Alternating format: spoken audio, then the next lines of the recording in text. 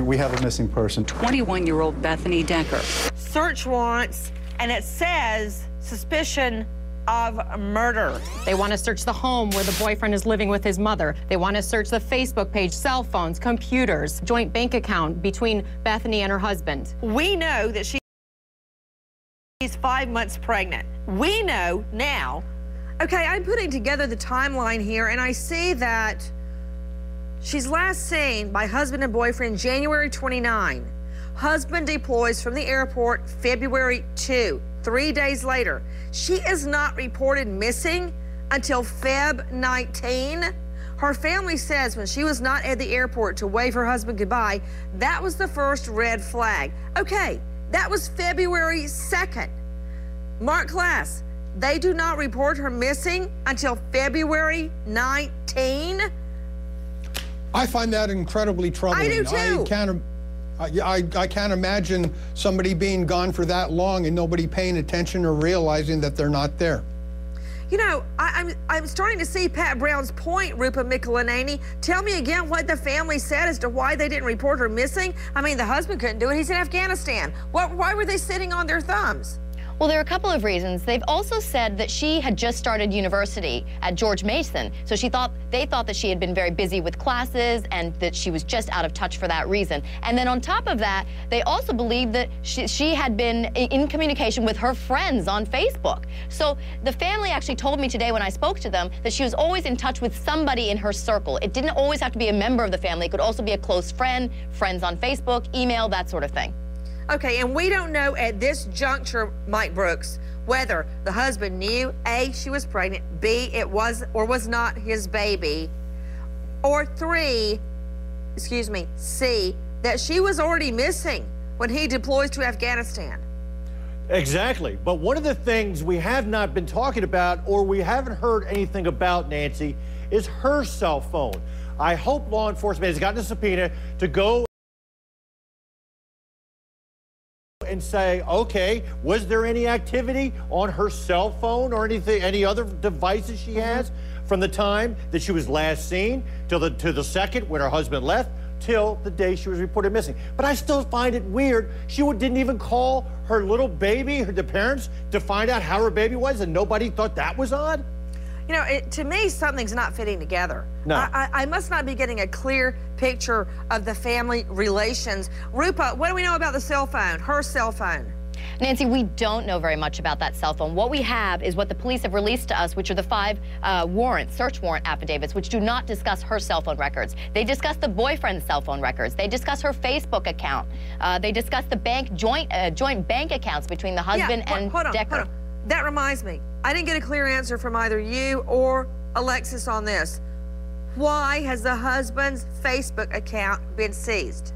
Okay, so this is also a little bit confusing. It's not clear if it's actually his Facebook account, and that's the reason that they're trying to check to see if this account was used and he was posing as her, or if she used his Facebook account. It's possible that being husband and wife, they had access to each other's Facebook accounts.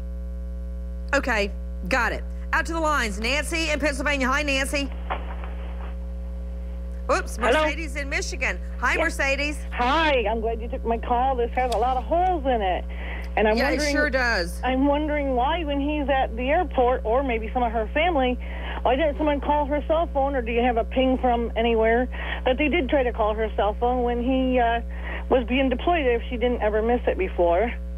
And why didn't... I know, Mercedes. I mean, it seems like everybody you look at, it's like, huh, what? The family didn't report her missing for 17 days after they professed they saw a red flag.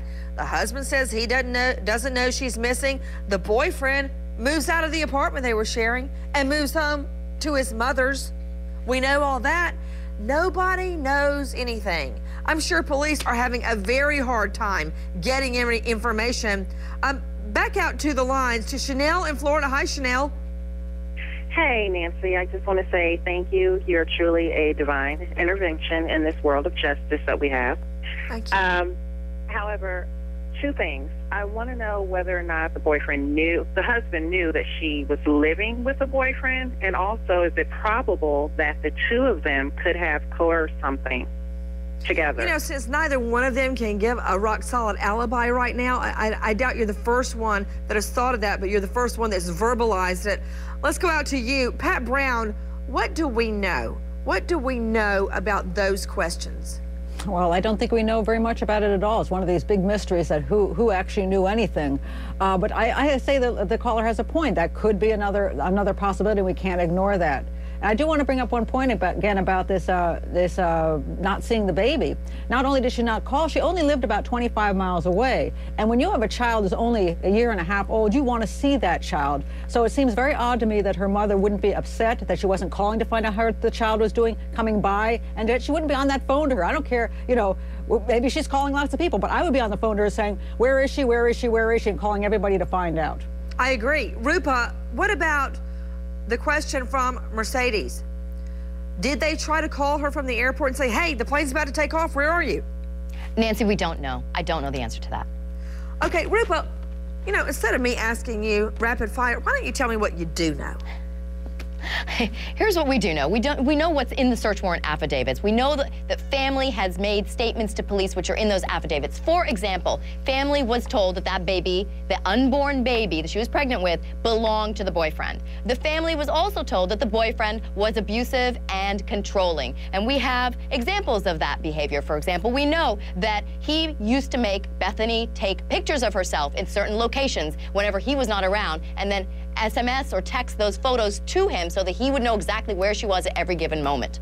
So there seems to be, and then of course now we have these search warrant affidavits that are really focusing on this boyfriend. The search warrant affidavits. Speaking of the search warrant affidavits, let's go through what police say they hope to find in the boyfriend's mother's home.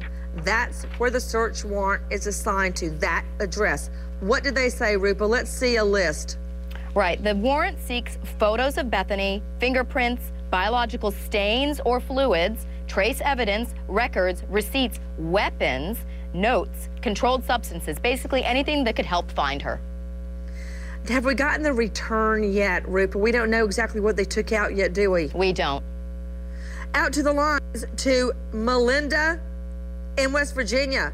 Hi, Nancy. Hi, dear. Okay, my brother just got back from Afghanistan, and he came back with some issues. Granted, he's having that taken care of, okay? Anger management.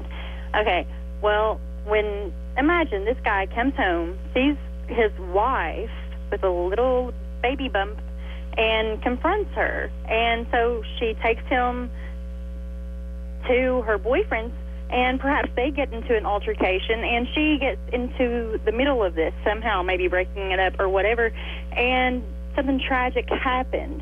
And the boyfriend is hiding the body, or they both hid the body. You know, there's days gone that she's unaccounted for before he leaves. He's in Afghanistan doing, you know, his work, and this guy's over here. Perhaps he's the one covering up his own guilty feelings by getting on his on the Facebook. Let's talk about the reasonableness of that scenario. Raymond Giudice, Christopher A. Mulch. First of all, Ray Giudice, my experience, and this is, of course, anecdotal, but you can't have two co-defendants together in a murder case and somebody doesn't blab. It may not be today, it may not be tomorrow, but they will talk. They will crack for a variety of reasons. What do you think about that scenario? Well, I agree that if that's the fact that both of these two individuals, or let's say any two individuals, are involved in a murder, you're right. The chances increase exponentially that one or both are going to blab to a jailhouse snitch, a buddy, get drunk, put it online, text it. So I agree with your hypothetical. What about it, A. Mulch? I think the idea that the husband and the baby daddy would somehow be working together to cover up a murder seems pretty far-fetched. And if they are, believe me, a search of their computer records will disclose the whole thing. Tip line 703-777-0475. Let me reiterate. No one has been named a formal suspect at this time. Where is pregnant mom Bethany Decker?